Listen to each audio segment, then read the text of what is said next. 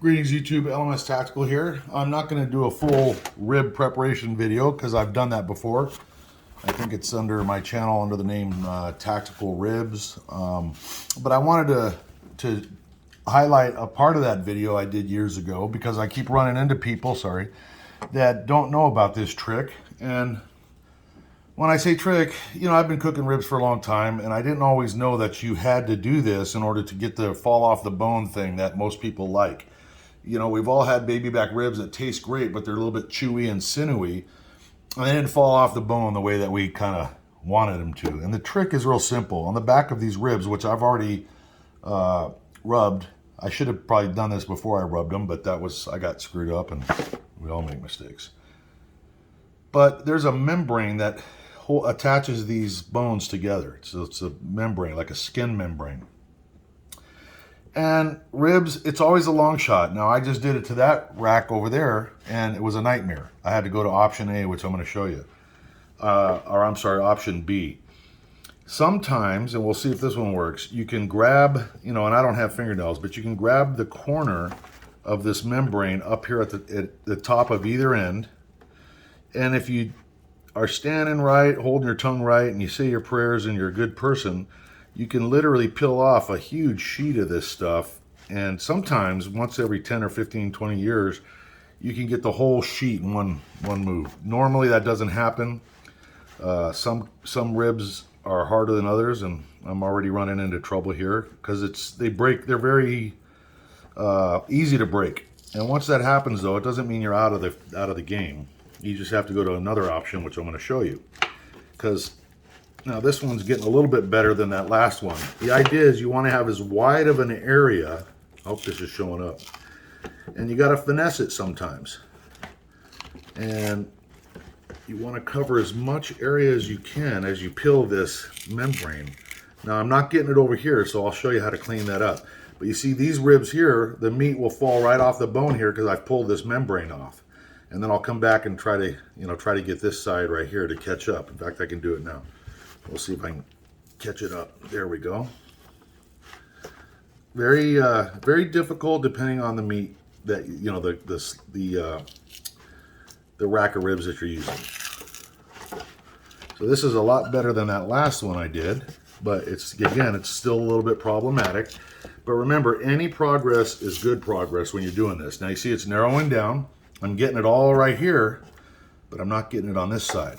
Not to worry, it's not the end of the fight. Yeah, this is going to snap off. See, it didn't go all the way across. Like I said, sometimes you can literally get an even pull.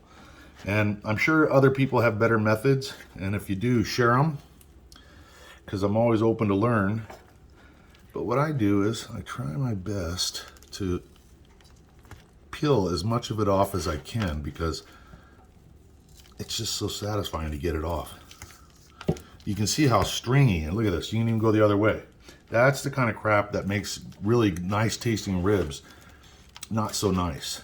It's just chewy, and in my opinion, it's just nasty, and you don't want to be feeling that in your mouth. It affects the texture and the whole process. And again, you definitely will not get the fall off the bone effect that you're looking for when you're doing baby backs.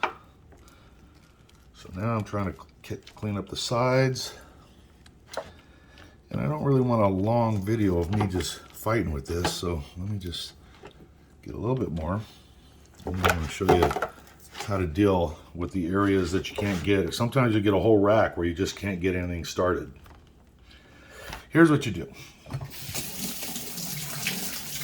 Get a knife. The sharper the better. And you basically score in between each rib, you score the membrane. Just score right through it. You don't want to cut the meat. You just want to cut through that membrane.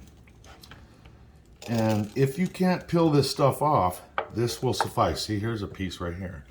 And I can get that off of there. It's a lot of work, but trust me when I tell you, it's the difference between good and fantastic. So I've got 4 racks. I got 2 more I got to do before I put these on the smoker for 6 hours. But I'm telling you, you will, if you have never done this, you're going to thank me later. just go ahead and score them. That way you don't have to worry about that nasty, chewy, sinewy, just terrible membrane. I just hate it. You'll never be able to do ribs again without doing this once you see what I'm talking about. And again, other people might have a better way of doing it. Never ever think you're so good at something that you can't learn a new trick, because that's when you miss out on a lot of good tips and opportunity. So hopefully that helps somebody. And when I'm done, I'm going to turn off the camera now, but I'm going to go back through and get as much of it off of here as I possibly can, because I just hate it. And for every little piece you take off, you're going to have that much more joy when you're eating your ribs, trust me. All right, so I hope that is useful to somebody.